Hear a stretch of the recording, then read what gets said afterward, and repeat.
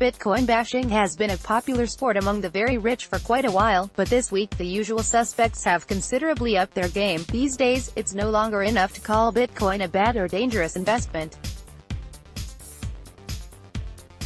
If you want to convince the world that Bitcoin is no good, you need to conjure up a string of adjectives so scathing that it makes the Bitcoin sound worse than the plague. Just yesterday, in an interview with Yahoo Finance, Berkshire Hathaway Vice Chairman Charles Munger called Bitcoin antisocial, stupid, immoral, and turd. He likened it to organ trading, said people pushing Bitcoin are a disgrace, and he somehow managed to squeeze the word dementia in there, too. And I didn't just make the plague thing up, in an earlier comment, dating Dec.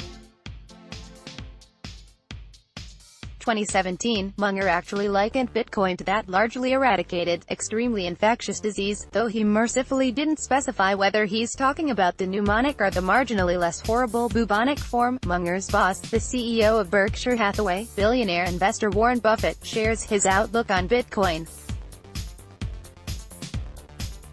He, too, has recently become creative when it comes to bad-mouthing the popular cryptocurrency. A few days ago, he told CNBC that Bitcoin is probably rat poison squared. I'm not exactly sure how you square rat poison, but it sounds very bad, far worse than regular rat poison.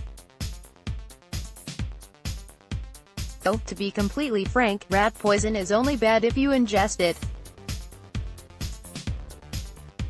Perhaps Buffett, who built his empire with long-term investments in no-nonsense stocks including Coca-Cola and Apple, is referring to owning a rat poison manufacturing business.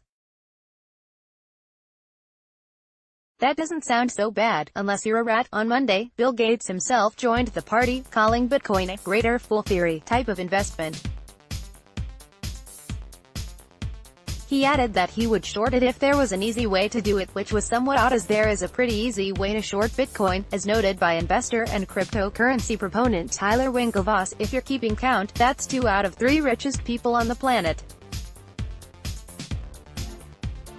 Jeff Bezos, if you have something bad to say about Bitcoin, you had better start working on your derogatory remarks because the bar has been set high. I get it. Journalists like to ask rich people and famous investors about Bitcoin and they oblige them with answers.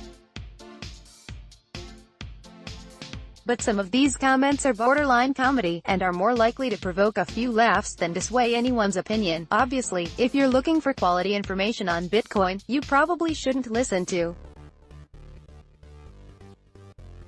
people who keep setting unrealistic price goals or just keep yelling HODL. Either, in cryptocurrency lingo, HODL means holding on to an asset for dear life and never selling it, no matter the losses.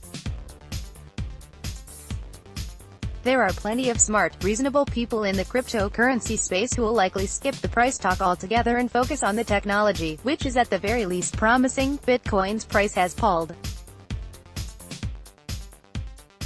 back somewhat following the remarks from Buffett, Munger and Gates, despite the New York Times report that the New York Stock Exchange's parent company ICE is looking to launch a Bitcoin trading platform. Historically, however, scathing remarks from famous investors have done little to stifle its price growth. Perhaps what's needed is stronger words still, or perhaps the crypto crowd doesn't really care about comments from people who are otherwise more or less uninterested in Bitcoin and cryptocurrencies. Disclosure: the author of this text owns, or has recently owned, a number of cryptocurrencies, including BTC and ETH.